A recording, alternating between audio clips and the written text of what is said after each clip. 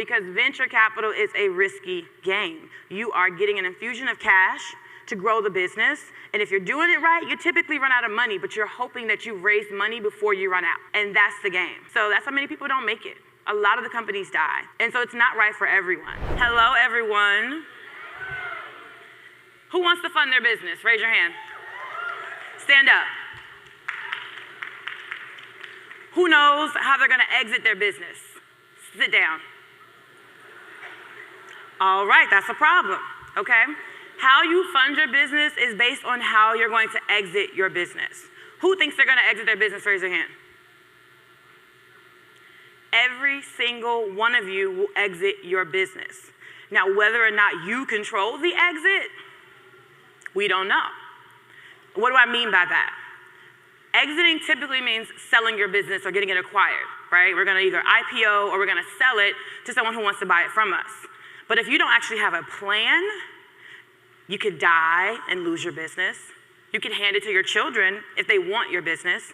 If you've taught them well enough to actually run the business once you're gone, you could get sick and not actually do anything with your business. Your business could literally just dwindle, your employees leave, and then everything that you've built goes nowhere. You need an exit plan. And you need an exit plan before you begin to fund your business. Many people think that they want to raise venture capital, but they don't want to sell their business. I got news for you. If you plan on raising venture capital, you better plan on potentially either selling or IPOing that business. That is the game. Venture capital is not the game of, oh, they're just going to invest in me because they like me.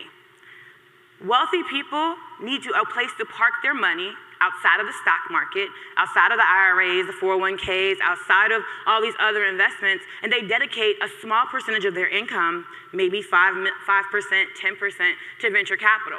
And they don't do all of their income because it's risky. You're a new business, sometimes you don't know what you're doing, you're a first-time founder, and they could lose all of that money. And they're not gonna lose all of their wealth, so they're gonna park 5% of their income into venture capital. Now, I went into all of this before I told you who I was, because I want you to be thinking about that. If you get nothing from my presentation today, figure out how you're going to exit your business before you start funding your business, okay? And venture capital is not right for everyone. So we're gonna be going over that today with my boss matrix.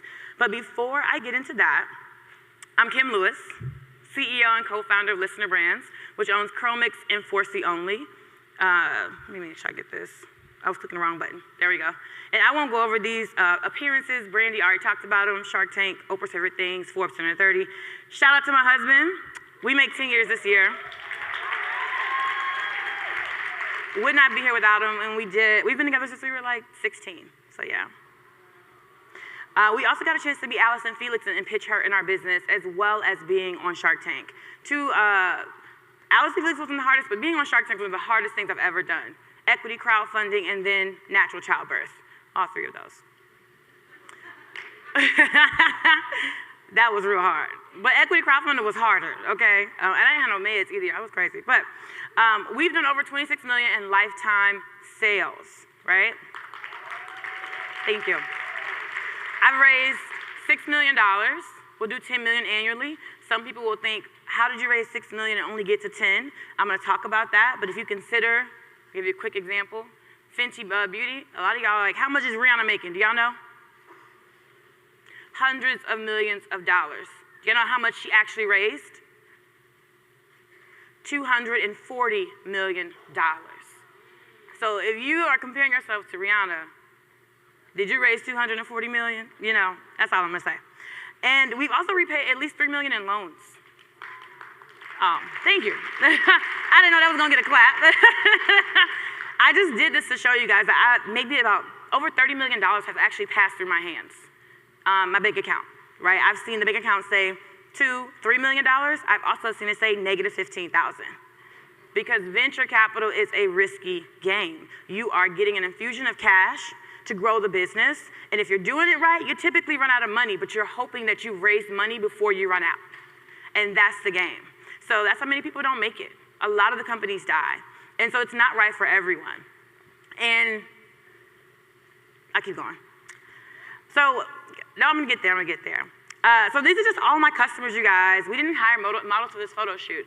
At Chromix, we help you master your curls in 21 days. I'm gonna take these heels off. I met a personality psychologist who told me that women are 15% less smart when they wear heels while they're on stage. But anyway, so I'm gonna be barefoot teaching y'all because I wanna make sure y'all get the information more than I wanna look cute, okay? We rebranded our packaging, you guys. Very expensive process, but it looks beautiful now. And I'm just showing you guys this, because in that video where Lamar was showing me in the bathroom, I didn't have no money. You know what I mean? I had $0 in my account, and I was willing to do whatever it took. So if you don't like the way your brand looks right now, that's okay. It took me 5 years to rebrand. But we did it, and we did it before we go into retail. And that's gonna be huge, and will save you so much more money, especially in acquisition. So, all right, let's get into this funding conversation. Raise your hand if you have friends who recommend business books to you. If you don't, you need new friends. I have a friend, Tracy from Hairbrella. She told me one of her favorite books was Ready, Fire, Aim. She's like, Kim, you gotta read this book. And I was like, all right, I'm gonna check it out.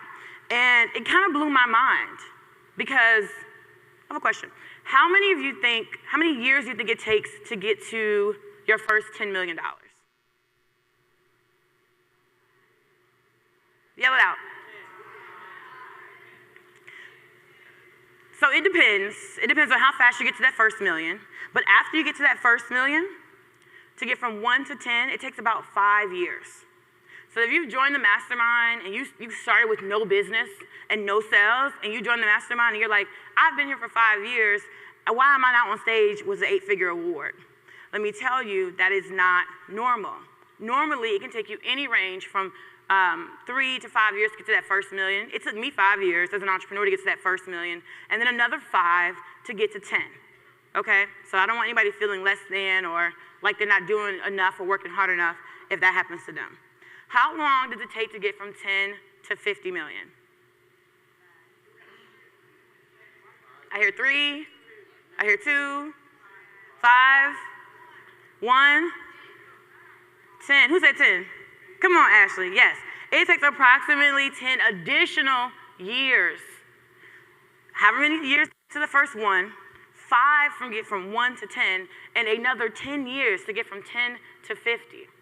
Just based on all y'all's answers, that made me realize that a lot of people are dissatisfied with their growth because you're expecting, you know, $50 million results, and what this is telling me is gonna take you at least 15 years to get to that 50 million, okay? It takes 15 years to build a $50 million business. Slow and steady wins the race, okay? I want everybody to take out a piece of paper, and I want you to write down what you really want. I have 2 questions for you. What size of business do you want in revenue? And how fast do you want to build it in years? Somebody out there answer. 3 million in 3 years. All right, I like that. 3 million in 3 years. What else? 100 million in 10. All right. Sounds like you're going to need some venture capital. 10 million in 2 or 20? All right, all right. All right, you guys. I did this for myself. Anybody who wrote less than $1 million in revenue? You are thinking too small. $1 million. Now, I did say it takes 5 years or any number of years to get to that first million. But $1 million is totally achievable. We should be thinking beyond that. That, I think, comes from a lack mindset and thinking, well, if I could just do this, you know? I remember when I saw Sharice on this stage, well, it was a different stage, a much smaller stage, and she did like $300,000 in revenue that year. And I was like, if I could just do $300,000 in revenue, I would be balling. I was crazy. So I'm going to introduce you guys to something I call the boss matrix, right? How you're going to fund your business depends on whether or not you want to be big or small. What does the SBA define as the $1 million cap for a small business? Almost. It's a little bit more, unless you're telling me, well, from my research, it was a little more. Maybe you found something different, Ashley, but I'm not going to argue with an attorney, okay? So she said 25. I found something a little different. I found 40 million, all right? The SBA classifies you as a small business if you are under 40 million. And I classify fast or slow as 15 because it takes you 15 years to get to that 50 million, okay? So that is how I built this matrix. So I went and did my own research. Lamar was like, Kim, where's your presentation? I'm like, Lamar, it's taking me a while to research all these companies. I'm sorry. And this is what I was doing. I made a matrix, all right? As you can see, in the top, there's big, right? Over 40 million in revenue. And on the bottom, there's small, less than 40 million in revenue. And then you can see on the bottom axis that there's slow, which is more than 15 years. And then there's fast, which is less than 15 years. And if you can see what you guys want to see this, I talked about Savage X Fenty raising $240 million and them doing, if you see they're a $1 billion company, this is why, right? And the billion is typically valuation. So $1 billion doesn't mean revenue necessarily. So it could be very possible that Savage X Fenty is doing $250 million in revenue and raised $250 million. That is not uncommon in venture capital because it's about speed and it's about growth, all right? Now, I have another example. So big and fast typically means outside funding. I talked about Fenty raising $240 million, venture capital. Marcy Venture Partners, they're one of her investors. I don't know if you guys know this. I'm gonna give you a quick little fact. Textile Fashion Group owns 5 different brands, right? Many of you don't know anything about Textile Fashion Group, but you've heard of Fabletics, or you've heard of Shoe Dazzle, or you've heard of Just Fab Kids. They own the same 5 companies, and they sell credits and membership for those credits, and you come back and you buy spandex or whatever. They use that company to partner with Savage X Fenty to roll out her e-commerce brand, right? So we're talking about speed. Not only did they raise $240 million, they went and found somebody who had done it 5 times already to launch Savage X Fenty. So when we see these things, just know it's not magic. They went to experts, like Ashley was saying. They went to banks and venture capitalists and got some money and said, hey, we're gonna blow this thing up. And now it's like, Rihanna, a billionaire in 5 years. She had a little help, okay? So if you're not getting where you wanna be as fast as you wanna be there, know that you don't have the same resources as Rihanna, and neither do I. So I'm out here fundraising, trying to grow my brand. All right, so we talked about Savage X Fenty, big and fast, right? What about big and slow? Now, when I say slow, we say more than 15 years, but slow could mean 100 years, right? The big luxury brands that we love so much, and one of my favorites, well, it's not my favorite, I don't buy Gucci, but I love Gucci because of this movie. Did y'all see this movie? Yes, okay. Big and slow. This family had this business for over 100 years. And then you see they entered venture capital, and then they lost it. And that's how it's a dangerous game if you don't know what you're playing with. But it can also make you very, very rich. You just gotta be smart about your investments, okay? Small and fast, right? You guys saw my packaging in the beginning. I had made the labels myself. I was figuring out how to make the products myself. I was selling it on my website myself. I was able to throw it up within like a month, right? Small and fast, but I had very few customers. How did I do that? 401k, credit cards, savings, grants, pitch competitions, revenue-based financing. Those are all some of the avenues that we took to go small, to be fast and small. And that got us to our first, just under $1 million in revenue with the help of Arlen from Backstage Capital. But that is only gonna get me so far. When we made our first $1 million, I think I had 100,000 in debt. None of my team were employees, so they were all contractors. Nobody had any benefits. And me and Tim were sharing $60,000 in salary. So everybody's excited about that $1 million, but I was like, baby, you should have kept your job. He was making $200,000 a year, okay? What was we thinking? We had just bought a house. And I was taking my 6-week-old to work every day with us. I'm like, baby, we ain't hustle like that no more. I was like, what happened to that Kim and Tim? I was like, we ain't them no more. And then we talk about fast and small. And I use Sharice just because she's under 40 million, but I don't consider Sharice small, but according to the SBA, okay? But her and Keon self-financed that for a while.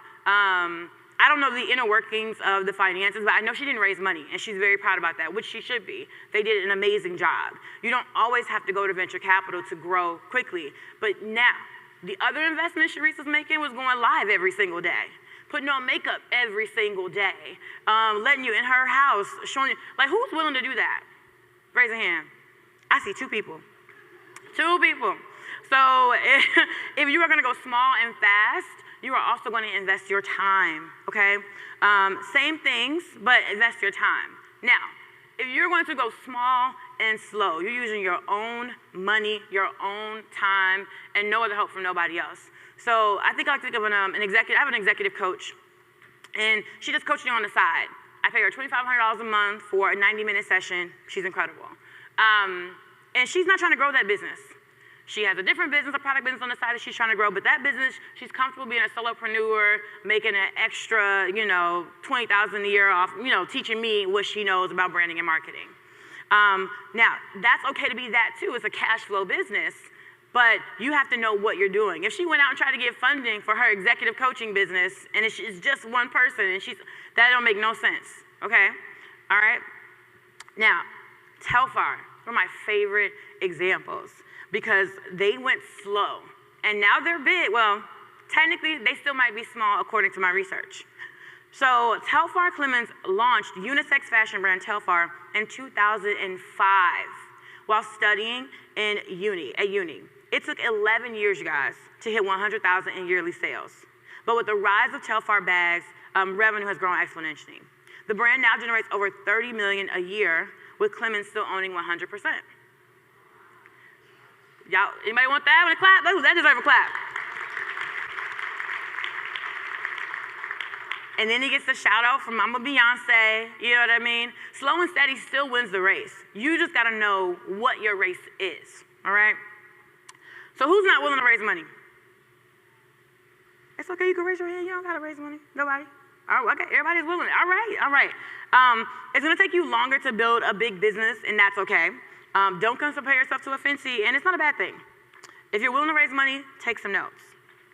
All right, now I know y'all service-based business folks are like, what about me? She talking about product. This don't apply to me. Well, I'm here to tell you that you are wrong. How many of you know that Deloitte is a service-based business? PricewaterhouseCoopers, KPMG, Big Law. These are all service-based businesses, and many of them did have funding. Big and fast, outside funding, venture capital. So I got a new matrix for you service-based businesses. Masterclass is a little tricky because some people will say that's tech, but I mean, they're not selling technology. They're selling information online, right? They've raised over $225 million, you guys. $225 million. So when you think, well, how am I gonna get Oprah to do my masterclass? How am I gonna get Sarah Blake to do my masterclass? They raised $225 million. Big and slow, family business. You guys know we had Janice Bryan Howard here a couple years ago, and I don't know how much money she raised, so I was trying to do my research, it took me a while. I'm sure there was some outside financing for this, but in the beginning, she did talk about hiring her family and using all of her resources, but it took her 44 years to get to where she got. 44 years. Depending on how long you live, that could be 2 lifetimes, okay? Many of us don't want to work in our business longer than 5 years. We picking something new. This not really working. I mean, it's profitable, but I don't really like it. You know, ooh, they doing coaching over here. Let me do some coaching. How many of y'all switched to coaching? Came in with a different business? I got some laughs over there. I ain't mad at it, you know, but I am for doing the work and then becoming the coach. So that's just the lane that I like to sit in, right? I like to be the doer. And then we got small and fast, personal finance. Oh, look, y'all, Ephraim is smiling so big over there, y'all. Y'all see that EFS on that slide? He like, So, yes, I love my accountant, y'all. Him and Rita, they kill it. And Micah, where you at, Micah? But EFS, fast and small. So, Ephraim, have you taken any outside financing? Like outside of like, I know we talked about, have you taken any like in venture investments? No venture investments, right? And I know that they do really, really well for themselves. And then of course, Morel Communications, they do a lot of the ads for like Walmart and like the really, really big box retailers. But I'm pretty sure they're like Black-owned media company. So these are some examples. Do you want all of a grape or half of a watermelon? Now, it is okay to want the grape if you need the control. You cannot deal with someone else telling you that you're doing something wrong. You cannot deal with having to ask people for money. You cannot deal with learning how to be the marketer, learning how to understand the P&L, learning how to read venture deals and understand what pro rata rights are, and how to preserve your equity. And you might be replaced by your board, learning how to run a board meeting. You may not want to do all of those things. And it is okay to continue to run your small business and grow it to 20, 30 million over 15, 20 years. Nothing wrong with that. But if you want to do venture, I wanted to do venture. So this is how I went about it, right? And now you're like, Kim, tell us how to get to the funding, how to get to the funding. But you have to know these things before you jump into talking to investors. Because investors are people. So when you start talking to them and you're saying stuff that don't sound right, that you don't know your numbers, you don't know your CAC, you don't know your LTV, you don't know in the CPMs right now, you don't know how many customers you're adding on a daily basis. Like, these are things they're gonna ask you and expect you to know, and if you don't know them, then you're wasting your time. And then once you meet, let's say you get in front of them, and they have gathered in 2 minutes that you don't know anything about venture fundraising, they sometimes write you off. And it's gonna take a lot for you to have to prove that you know what you're doing before you come back, okay?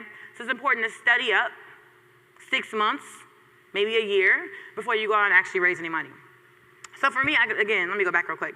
I wrote down 100 million in revenue, and I wrote down that I wanted to do it in less than 15 years. So that for me was gonna require venture capital. So I needed to raise some money, and or find bank financing. But if y'all have all gone to the banks, what do they say? What they need? Everything. What did it cost you? Everything. No, yeah, banks need you to be in 3 years for 3 business. I'm sorry, in business for 3 years. They need you to have profitable business for the last 3 years. And if you're a high growth, they might be able to give you some funding, but it's gonna be hard if you're not profitable. And so bank financing typically is not available for our size businesses early on, okay? So I knew I was gonna have to go to investors. Oh, I keep pressing the wrong button on the bottom here. What do you guys think is your #1 job? Yell it out. Selling? Finding money. 200 for the gentleman over, no, I'm kidding. Jeff, yes, so you might be selling or you might be finding money. That is my primary job. People like to look at me on the gram, Kim, I wanna do CEO stuff like you. You at all these conferences, you make so many friends, you're so cool. Y'all, I'm fundraising, okay? I am getting my face out there, meeting people, building my network, because your network is how you raise money, all right? How do we fund the first $250,000 in revenue? So I have a story for you guys. Timothy and I were just married. Just out of college. That was the first 3 months of marriage. And I had quit my job at Aldi, making $70,000 a year because I hated it. My manager told me I sucked every single day. And Timothy was working at Starbucks, making $10 an hour after we had graduated college. And I come home from work one day, I make me a little sandwich, I eat it, I throw my the trash away, and then I go lay in the bed and chill out. And then he literally walks into the bedroom with a bag in his hand, and y'all know what piece of bread it was. The end piece, yes. And he was like, I know you're not throwing out good bread.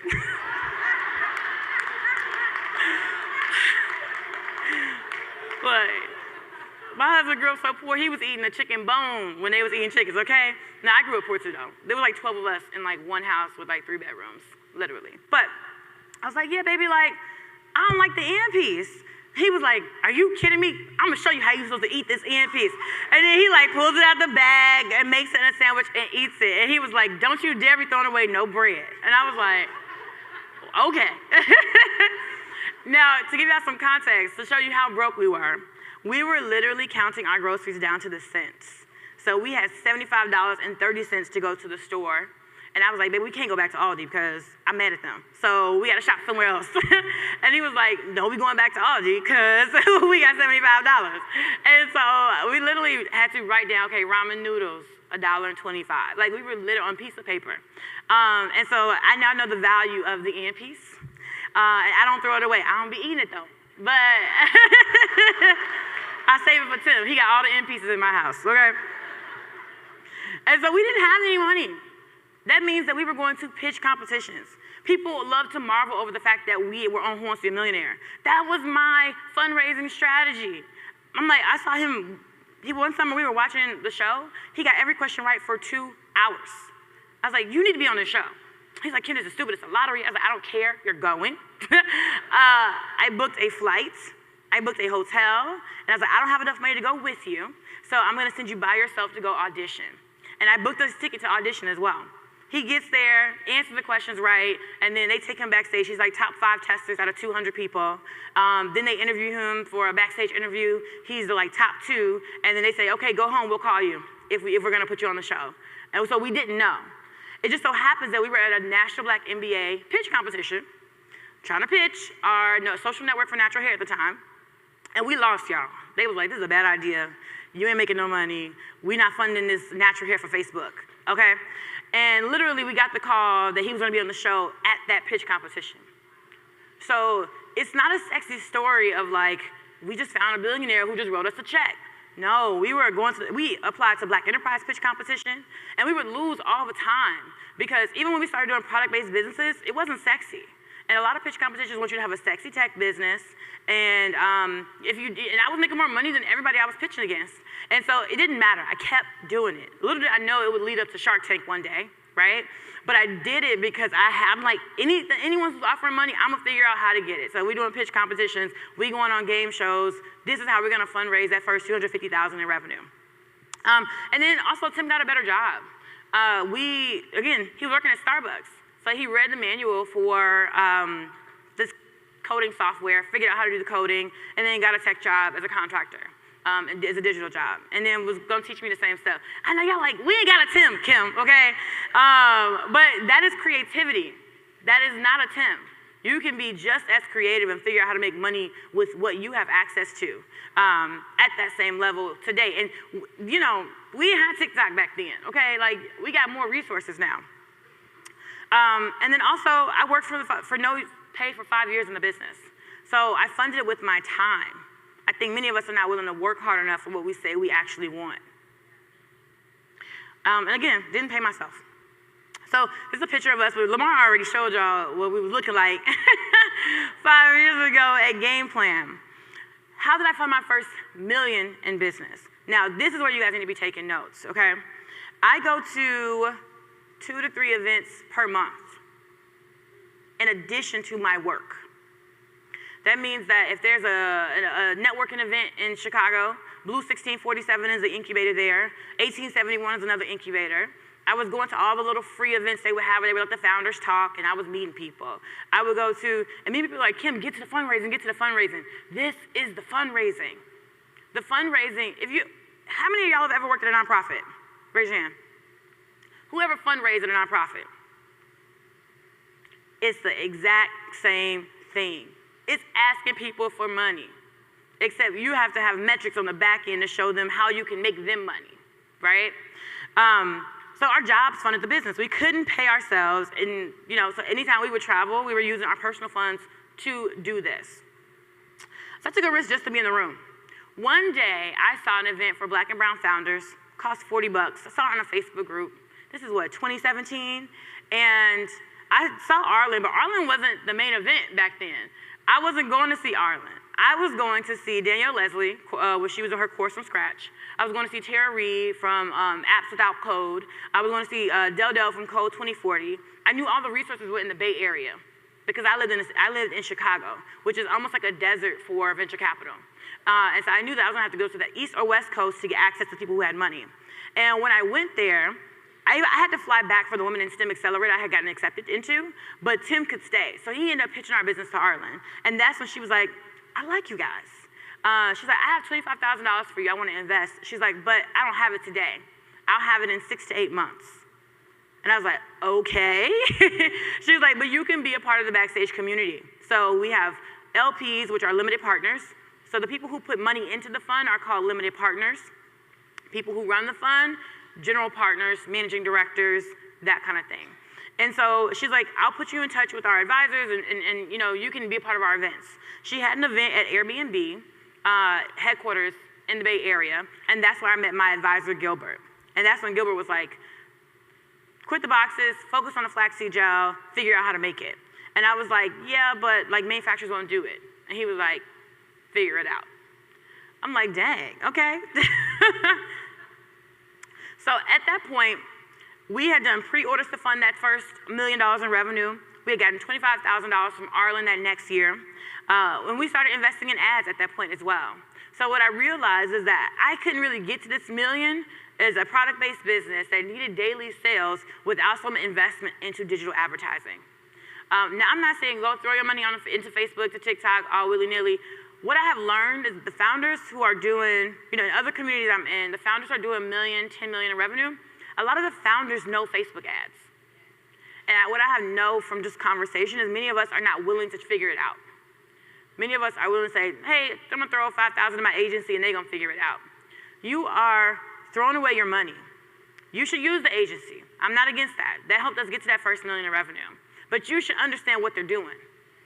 You shouldn't say, okay, you figure out the creative, you figure out the ads. That's your whole marketing engine. If you don't know your marketing engine and you're not making your products, then what do you do? I'm sorry. Ain't nobody like smiling for me. Ain't nobody laughing. They're like, I'm sorry, y'all. I'm not that fun, okay? Tim is the fun one. Y'all should have him on stage if y'all want to feel good, okay? And then we also went into debt. So I told you guys, $100,000 in personal credit card debt. I don't recommend that. There are better ways to do this. Hindsight is 20/20, and I have some suggestions for how I would do things differently. But my skill at the time was email marketing. So I did that up until we had our first $1 million or more in revenue. Maybe like even 2.5 million. And then I hired somebody because I was the best at it. But I wish I had learned Facebook ads first, then email marketing, and then hired for those roles. Because if you don't know those roles and you hire for them, you don't know what they're doing.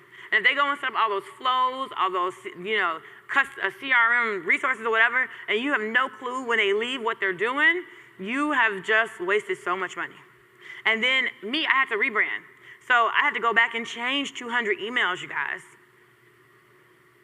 I had to go back and change 200 emails, redesign them, do the wireframes, make sure the copy matched our current brand ethos. There's so much involved in a rebrand, but that's another day for another conversation.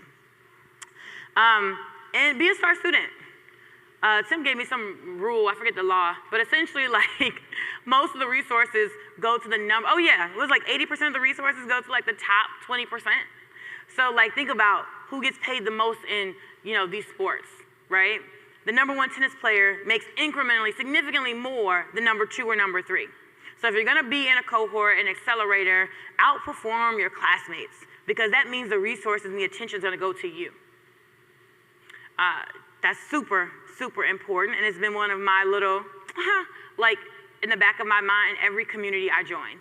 Not just TSP, other masterminds, other accelerators, other networks of people who can help me. I try to be as amazing as I possibly can, okay? And then how do we raise that first $1 million? Now this I actually have pictures for. So that was one of the ladies I met at the event. She's another founder, but I just wanted to show you, I was going to meet people, period. And then also I would take pictures of the business cards because don't nobody want 100 business cards that y'all just gonna throw them things away when you get home anyway. Who throw them away? They like, Kim, I was gonna give you my business card. Why you say that? So I took pictures of the business cards, and High Park Angels was an important one because when I was pitching at one of the events, I pitched for free too, y'all. When we couldn't win gifts or money, I was pitching for free. And when I would pitch for free, sometimes people with money would be in the room. Like when I was pitching at one time, the founder of Grubhub was there. Didn't know him, I don't have a tech business, but I showed up to that tech pitch competition and I'm pitching my product-based business. And do you know I won? Thank you. Your girl didn't win no money though, but I got the attention. And that's money too, all right? And so this is literally the email that I would send. It was awesome meeting you yesterday. Hi Bess, thank you for reaching out yesterday. It was great meeting you. Are you available sometime next week for coffee? I'd love to sit down and discuss what's happening at Chromix in our future. I'm available in the afternoon, Tuesday through Friday next week. That's fundraising, y'all. That's fundraising. And then this is the deck that I had at the time. My deck looks much nicer than this now. But I made this with slide bean. I basically put, our growth rate 60% in 2018 compared to the year prior. We have a run rate of $3 million. So that means that I'm making, if you have a run rate of 1.2 million, that means you're making $100,000 a month. $100,000 a month. It doesn't mean you've made 1.2 million. Excuse me. It means you're on track to make 1.2 million for the year. Does that make sense? Run rate. You can raise based on run rate if you're growing really, really fast. Now, if you're growing slow, it's a little different conversation, okay? Oh, and in that deck, I had like a slide about my competitive advantage or other competitors or how we're different from Shea Moisture and Diva Curl. These are things you're gonna need to be able to speak to intelligently when you fundraise, okay?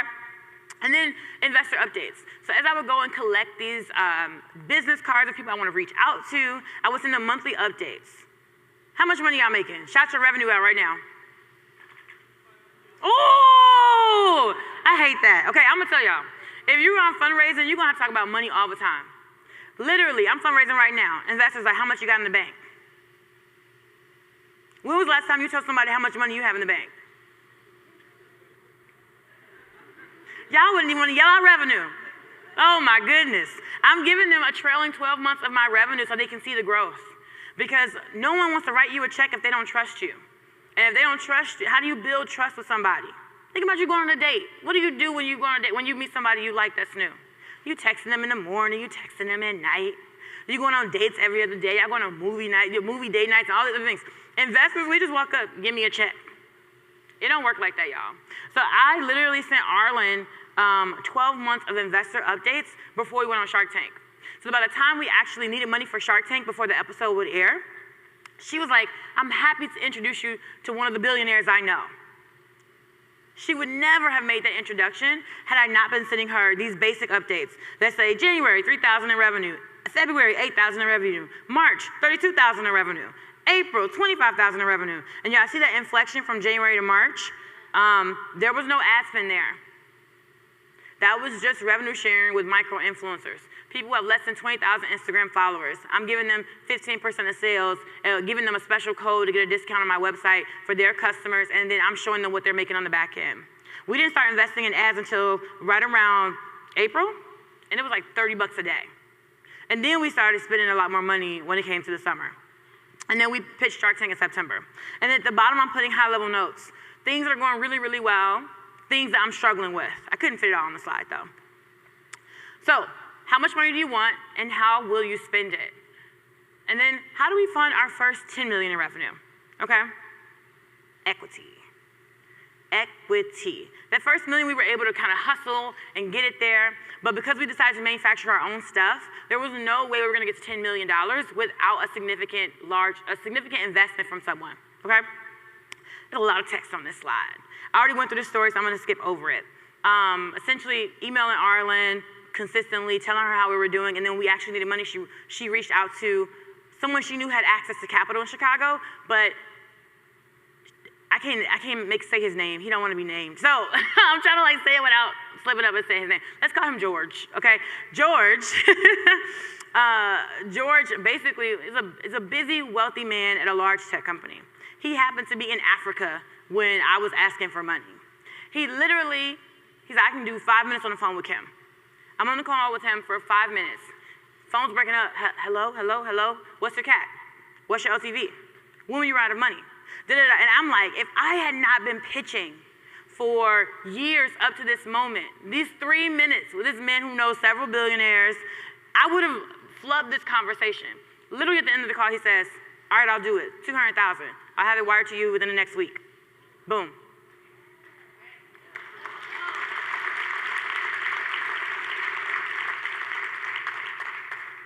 And then later we actually went on the show, and then his partner, Jeff Weiner, the former CEO of LinkedIn, he saw the episode but forgot they had invested the 200,000. And he was like, that girl is smart. I like that company. Wait, honey, I think we invested. Let's invest $1 million more in her. And thank you.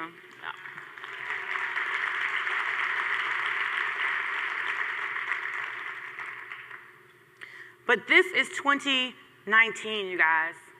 When did my founder story start? 2015. And I didn't start reading up on investing until 2017. So that meant I had read Venture Deals by that time by Brad Feld, which is like the venture Bible. If you have questions or definitions, I'm not gonna go through a terminology up here. Y'all already look like so serious, you know? I don't wanna lose y'all. People yawning. I saw you yawn over here, Joe. I done lost them, dang, okay. If you want to learn the terminology, check out Venture Deals by Brad Feld. Rosalind has been reading it with her and Gabby. Come on, Rosalind, I appreciate you. You're the only person that's told me you read that book. And I've been telling y'all to read it for years, okay? Anyway, I'm gonna keep going. Hindsight is 2020. Some of the things I wish I had done differently. When Jeff called me to raise that for that $1 million, I should have raised 2. But instead, I wanted to control as much of my business as possible. I wanted to have all the equity for myself. I felt like this is my business. I already made $1 million. I should be da-da-da-da-da-da. Wrong. I did not, and he was putting me in front of people like the CEO of Dry Bar or the guy who invested in Nasty Gal, Danny Reimer. He's made several billion-dollar unicorn companies. Now, granted, he's problematic as well, but you know, whatever. And I was like, oh, I'm not fundraising. I'm not fundraising. I'm done. I just needed that $1 million. And that was me and my scarcity mindset at the time, because I had worked so hard for it, I didn't want to share it. And what I realized, what ended up happening is I ended up being flat for a couple years. And in venture capital, if you're flat for a couple years, we call that no man's land. You're not growing fast enough that but you're not profitable, so you're just kind of like, no man's land. No one knows what to do with you, right? So if you're gonna do venture capital, you gotta be growing consistently year over year, and if you don't, you gotta get creative, okay? So raise more than you need, and you can raise in less than 6 months. Like, just because I did that one deal for 1.2 million didn't mean that I couldn't raise that same year 3 months later. I thought you had to wait every year to do that, and you don't, okay? What I've learned that there are no rules, and it's really, you can make it up, okay? And so we ended up equity crowdfunding instead. And that I had to basically get money from my crowd because of their belief in us and what we do and their value for our products. And if you notice, this crowdfund happened in 2021, and I got that first 1.2 million in 2019. I'd probably be sitting up here telling y'all I got a $100 million company had I not been playing around, you know, and trying to be stingy with my business. And then the 4.5 million in equity crowdfunding. People have come to me asking about whether or not you can crowdfund. Crowdfunding is a good source of capital. But if you have to know a lot of knowledge just to raise capital, what you need to know to raise money with the SEC involved is so much more, right? I know about Reg A+, Reg CF, Reg D. I know a bunch of knowledge about basically going public that I wouldn't need to have known had I been, you know, raising money from traditional investors. Now, the benefit of that is I have all of you as investors, so I'm very happy about that, and I'm happy to give money back to my community in the event that we have a liquidation event, whether or not we IPO or we sell. And so that makes me excited, because this wasn't available back then when I got that 1.2 million, okay? I'm gonna speed up. Oh, and then I just like to feature my customers. You know, they're the reason we up here. They're the reason that we were able to raise that 4.5 million. You know, we talk about these Facebook groups that many of us are not building. Those Facebook groups are real people with real cash. And when we drop that link in the Facebook group, we raise a few $100,000 off GP. Before we announced it to the crowd, before we announced it to the TSP community, my customers just loved it so much they wanted to be involved, right? So make sure you are paying attention to your audience. And I gotta speed up, I got 2 minutes left, y'all. So this is how my deck look now. Can we clap it up for my deck, y'all? And this is our facility when we first started versus the facility that we have now. That is what venture capital can buy you, because there was no way I would have been able to fund this from an organically grown business. Absolutely no way. The pallet racks alone, $50,000. Kettles, a piece, $40,000. Like, there's no way I would have been able to afford this organically. So this is one of the benefits of venture. Along the way, we use revenue-based financing, things like Shopify, PayPal, Brex, CircleUp, Bluevine, Chase Bank, PPP. Be careful with some of these, because if you don't know where the large check or the big event that's coming that's gonna financially give you that money back, you could potentially go bankrupt. And I don't want that for any of you guys, okay? So right now, I'm raising my Series A. What I have learned is that my job is to always find money, and I will continually be fundraising. If I started over today, I would actually not manufacture. If speed and size is the goal, manufacturing on your own is actually a lot of work. And I'm grateful that we've done it, because now we can do so many other things, but it definitely slowed us down a bit. Join an accelerator and a mastermind, pay for inventory from overseas, use a 401k. That's what I would have done if I'm redoing this by myself or with Tim. Affiliate programs with influencers, I would have kept that going. I think we stopped ours at some point and now we're starting it back. I would have just kept doing it. Get as much press as humanly possible. Attention is capital. If you get enough sales, you don't gotta raise no money from nobody. You can be your own boss and make your own rules, okay? And then I would have raised $2 million like I suggested, and I would have hired talent from Jamaica and the Philippines. I was so stuck on hiring everybody's in the US space, but Illinois has the most expensive taxes ever. When it comes to payroll, facts, Freddie know, facts. And then also I would have invested in ads, and I would have hired an ad manager and a part-time video editor first. Many of us want to hire customer service and shipping orders. I mean, that's great, but if they can't make money and they're your first or second hire, they're just costing you money. Oh, I got to clap. Oh, thank you, Joy. Oh, HR.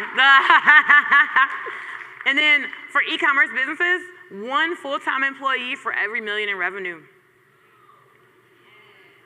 One of the mistakes I made was overhiring too soon. And even with venture capital, if I had been in Illinois, I'm not saying don't hire people.